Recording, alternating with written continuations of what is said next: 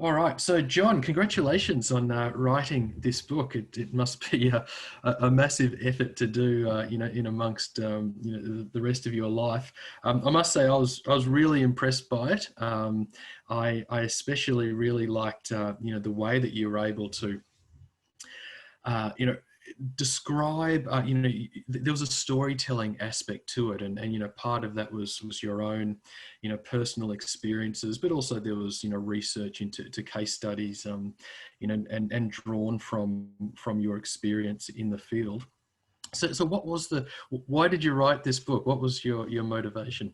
Yeah, I was thinking through because sometimes you just start labors of love, and I tried to think through what actually spurred this on.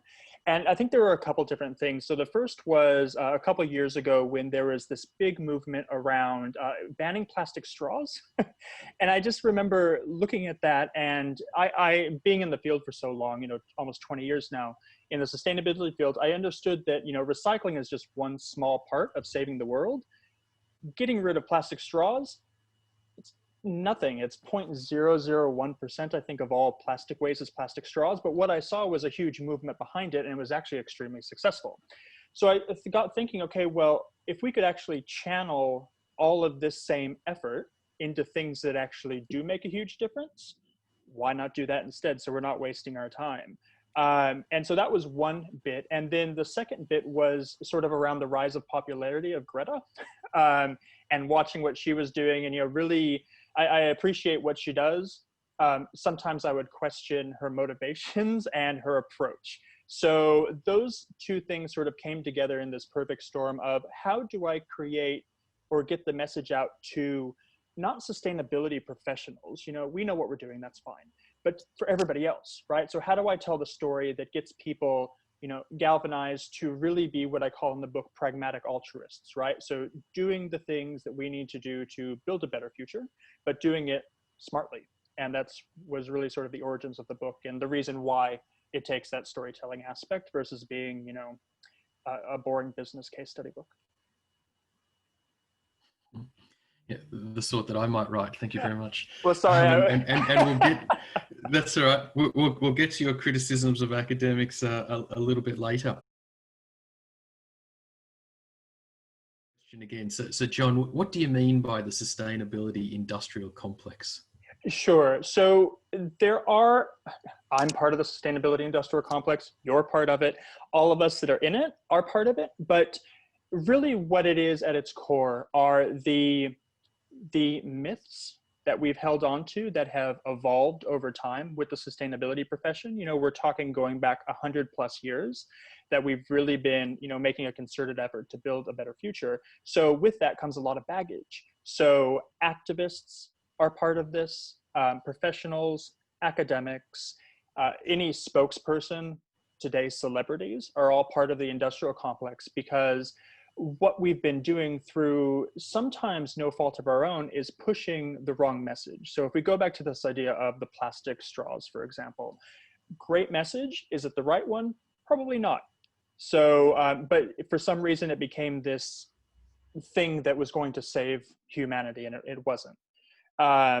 So the sustainability industrial complex really is at its core anything that is leading us in maybe not the right direction, or we can fine tune to do better. And I talk a lot in the book, particularly around activists, the folks in the NGO space, the Greenpeace type folks that are really the poster children for the movement. You think sustainability, you think environmentalism, you automatically think Greenpeace and those sort of organizations.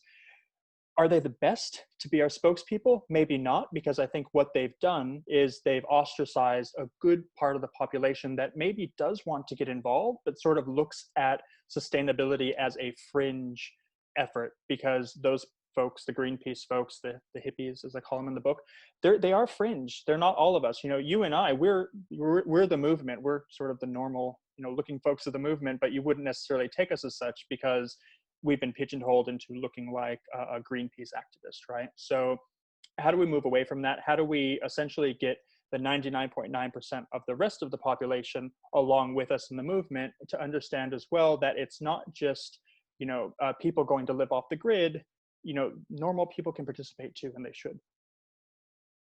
Yeah, that's great. And so you then lay out 5 lessons for people to follow. And the first one is about knowing what you're talking about. So it assumes, therefore, that the people don't know what they're talking about. Is that your experience?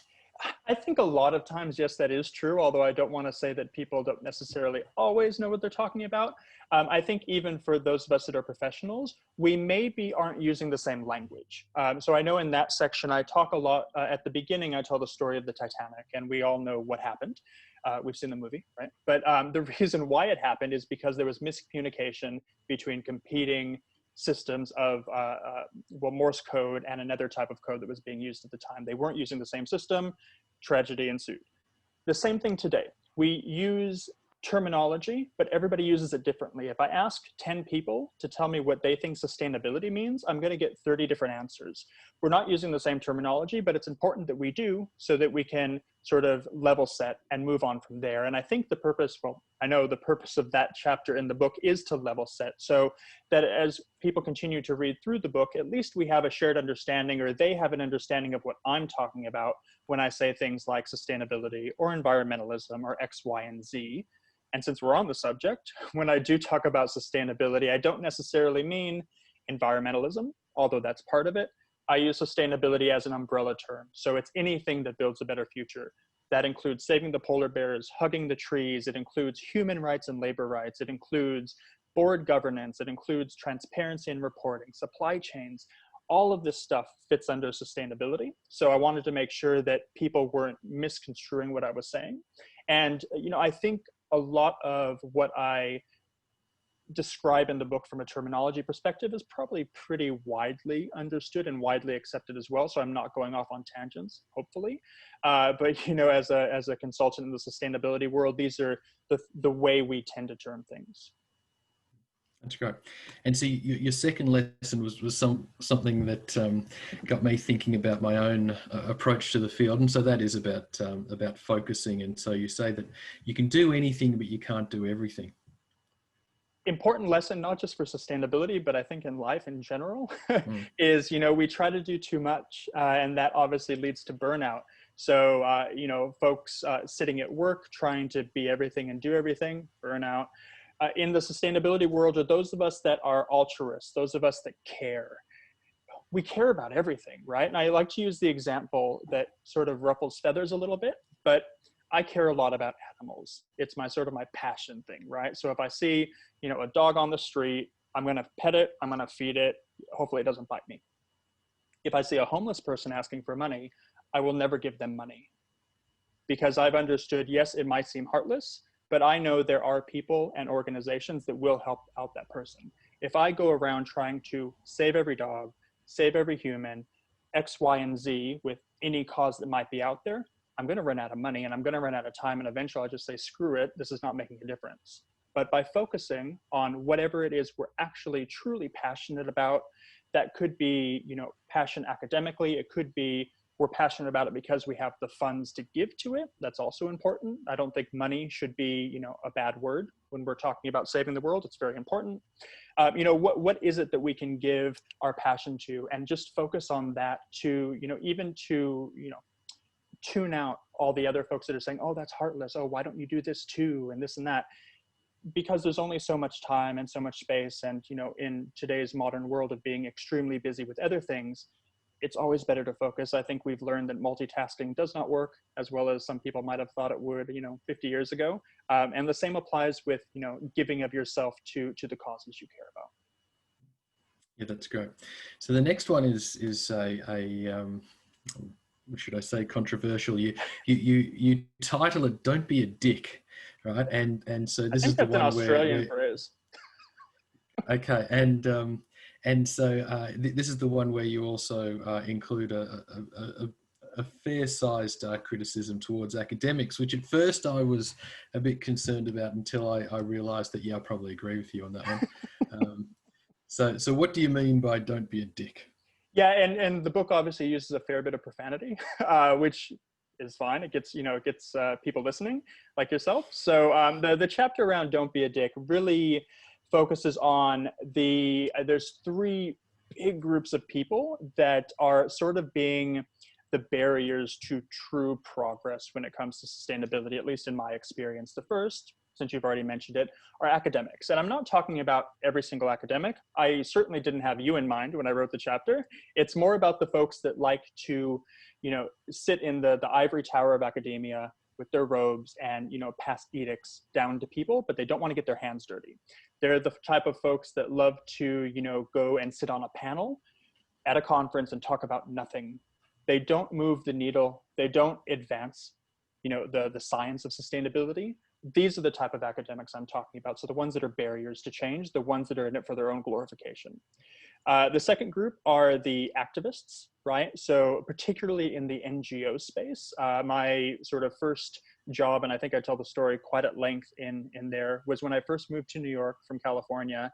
And it was for one of those groups, and you see them all over major cities around the world that have the clipboards, and they try to, encourage people to give money for X, Y, and Z cause. And I quickly realized that most of the money that I was going out and, trudging through the freezing cold to get was going to operations and going to people's salaries, not actually going to the causes, right? And I think in the NGO space, this is quite common. NGOs are a business. They operate like a business. They need funds. Where's the money going? Probably not where it should, right? So again, not all NGOs. There are NGOs that do amazing work, but those that are operating with that model that actually aren't, again, advancing, helping people, those are another group of dicks. And the third group of dicks, so we had the academics, we had the NGO folks. Who's the third? Was it corporate types? Oh, that's it. Thank you. See, I was testing you. You read it. So, it's the corporate world, and I am a massive proponent of the private sector, the corporate world, being the ones that will incite change, the ones that will lead to a better world. Why? Because they have the capital, they have the resources that individuals don't, and governments also don't. So I am a big proponent of the private sector and what they can do. What I'm talking about in that chapter are folks in the private sector that are getting in the way, right? So folks that do a lot of greenwashing, those that say they're good corporate citizens when in reality they're not. So those type of corporate citizens. Yeah, that's great. So the next chapter was about pragmatic altruism, and you had this nice line that passion without pragmatism is just complaining. Can you explain that one? It's true. It's fine to have a whinge, have a just say your piece about things.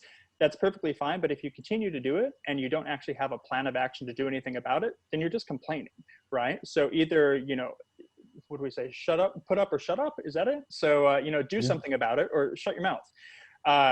Or, you're just getting in the way otherwise. So my editor had a good time with that chapter, culling it down quite significantly, because a big part of that chapter was about Greta. And she didn't think it read well.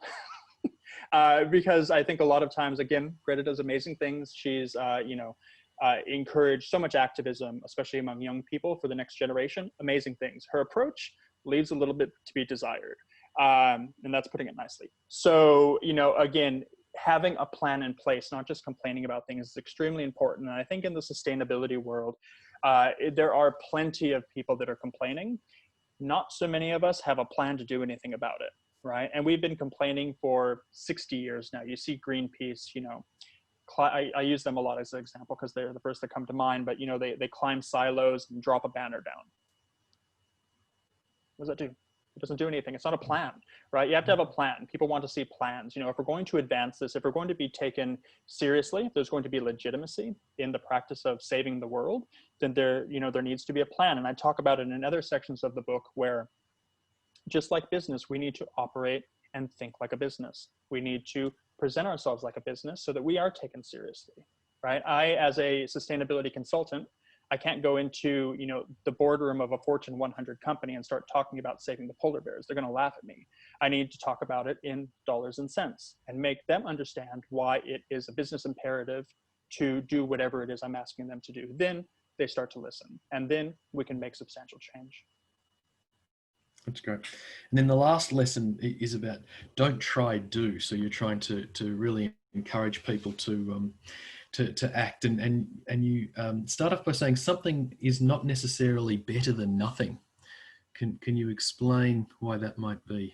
Yeah, absolutely. I use the example of folks that will sort of be I guess they're weekend warriors in a way, where they will go and uh, go build a house for Habitat for Humanity, right? Or the large organizations that, and a lot of times coming out of the UN world, which is where I started my professional career, we see this a lot, where you have competing UN organizations going into places in Africa primarily to do development work. The example I give, I think, in the book, and I don't recall who did this, but it was somewhere, I think it was in the Congo or Rwanda, where 17 UN organizations went in to put in wells for fresh drinking water, with 17 different types of wells, with 17 different types of, means for upkeep, that obviously the folks on the ground had no way to, keep these things, one of them, let alone 17 different versions of the same thing. So just, stepping on each other's toes. So that's a good example of when trying or doing something is actually worse than not doing anything at all. The other point in the chapter of doing, not trying, is a lot of times we dip our toe into trying to find what we want to do and what our passion is.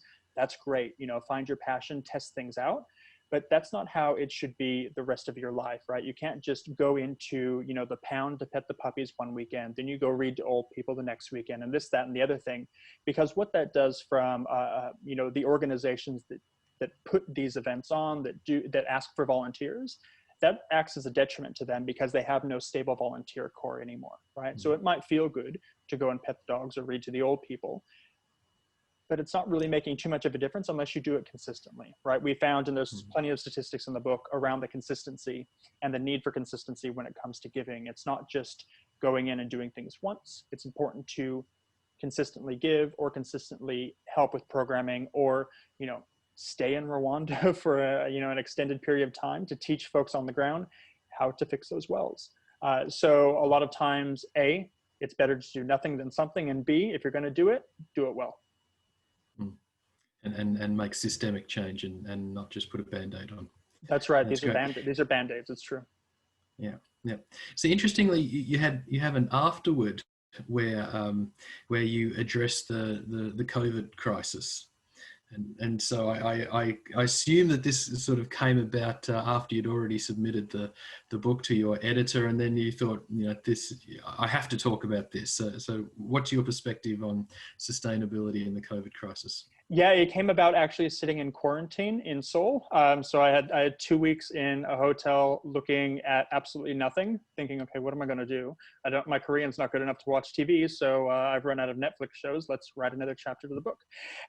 So this was, several months ago, and what I looked at in that chapter is what a lot of folks have been talking about with COVID, the new normal, right? After we come out of the other end of this terribly dark tunnel, the world's going to be a better place. Okay, well, let's see. Is it going to be, or is it not going to be? We have a case study with China, because China's, it started there. I'm not passing judgment or saying, why.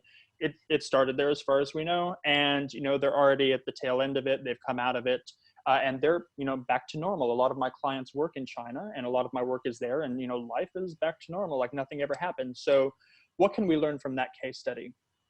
And at least at the initial sort of tail end, which was, I guess around that time, May, June of this year, there were a lot of good figures coming out in terms of sustainability. And in the book, I look specifically at the airline industry. So the closure of the airline industry, the impact that has on emissions, or I suppose the reduction of emissions overall, was massive.